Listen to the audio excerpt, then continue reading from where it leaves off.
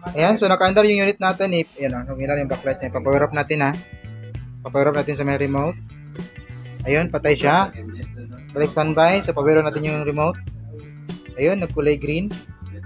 Then, bumukas na rin yung kanyang backlight. So, yun, goods. So, okay na. Normal ang unit natin, no?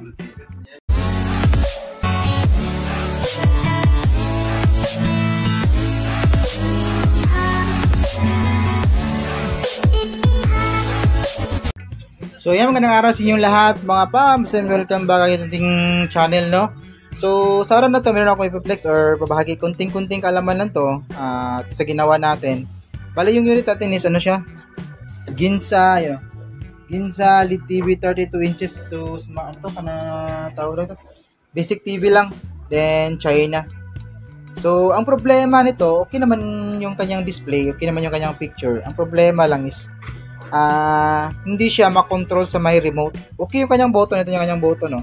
Ito yung kanyang button, nakasubscribe po yan, meron po yung standby, oh. So, hindi mag-function yung kanyang, hindi maka-receive yung unit natin sa may remote kasi chinek natin yung remote. Okay naman, walang problema, goods yung remote niya. So, dito, ayaw maka-receive, ayaw mag-command. So, ayaw mag-respond ng unit sa may remote, no? So, ang ginawa natin, chinek natin siya. Then, ito napakasimple lang. Kung titingnan mo tong troubleshooting na to, napakasimple lang ng problema. Pero sa kasimplihan niya, minsan, hindi natin akalain na ito yung problema. Tapos, minsan tatamahan pa tayo ng katamaran, no? So, paliban natin. So, ganito lang pala. Kadalasang problema kapag hindi nag-command o hindi gumagana yung remote o hindi nagre-respond yung unit sa may remote nyo, ang kadalasang problema is yung kanyang sensor. Ayan, o. Ito. Yung pick up ng kanyang sensor. Itong maitim na to. Ito yung kadalasang may problema. So, check mo to. Kung normal yung sensor natin, ganito yung kanyang supply. So, ito yung makikita natin dito. Ito yung kanyang B+. Ayan, 5 volts. B+, 5 volts niya. Ayan. Okay, subok natin yung flash para makita natin. So, ito ng kanyang B+ niya. Ayan, 5 volts. So, itong gitna dito, ito yung kanyang ground. Ito, ang dilim. Ito yung kanyang ground. Tapos, ito naman yung kanyang IR, yung nare-receive sa may frequency galing sa may remote. Ayan. Check natin dito. Pag normal, yung supply nito, kung normal yung sensor natin, ganyan siya. Ayan, o. Ayan. So, kapag pinipindot mo yung remote, magbabago yung supply dyan. Magiging 2.5. Tapos, kada pindot mo sa may remote, babagsak yung supply ng 2.5. So, ngayon, yung supply natin is 4.6 sa may IR niya. Normal yan. So, kanina kasi, nung hindi pa natin napalitan yung sensor natin, ito yung kanyang original, ito yung may problema. Ito yung sira. Yan, kung bakit hindi po siya nag-respond doon sa ating remote control. So, hindi po siya makontrol sa may remote.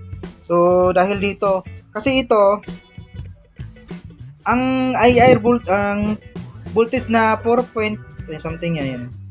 Yung 4.6 yan, yung voltahe na yan, kapag ito nakakabit, yung original na sensor niya, babagsak yung supply. Yung supply niya magiging 0.1 up 0.9. So, 0.9, tapos pag pinipindot mo yung remote, wala siyang respond. So, may leak na po yung sensor na to, may problema na po yung sensor na to. Ayan, kung bakit, kapag kinakabit natin, babagsak yung supply na 4.6 niya, magiging 0.9. So, paano pa natin na-discover na bumabagsak yung supply? Nung ituon natin yung ating test pra dito sa may pin number 4, pin number 4 yan, ito yung magpupunta yan sa may IR. So, yung 4.4, kapag tinanggal natin yung socket dito, lalabas yung 4.6. Tapos pag ikabit natin, babagsak siya to 0.9.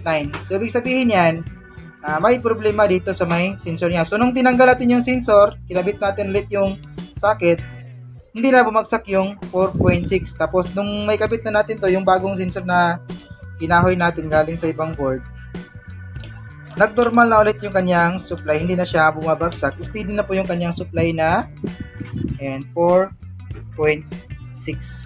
Yun.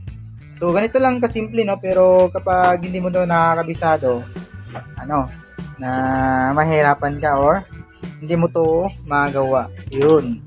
So minsan kasi pinanghilaan natin is nagbago yung frequency ng remote. Minsan meron namang ganong sitwasyon. Minsan naman doon sa may mainboard yung problema. So bago kayo mag proceed sa ganong conclusion, ito muna yung sensor yung unahin yung i-check. Baka ito lang yung naging problema. So papower on natin. So nagalim natin yung natin para maangat natin yung unit, no. Ayan. So power on natin. Ayan, kulay green siya. So nagkulay green. Angat natin yung unit natin.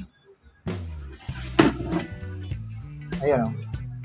So back to normal na. So ganun lang kasimple, no. Napakasimpleng problema, pero pag hindi mo alam, medyo bangungot rin. Ayan. So okay na ba yung unit natin, mga katek, no? Ganito lang, ito lang yung ay gusto kong ibahagi sa inyo. Kunting flex lang sa ating ginagawa ngayon. Baka sa mga master, okay na to, alam na nila to. Pero sa mga baguhan or nagsisimula pa lang, magagamit ito sa inyong mga paparating na repair, no? So ganito lang yung video natin, mga paps. Maraming salamat sa mga tiyagang nanood, no? May God will as always. So this is your service, Roy Kustik. See you in our next video.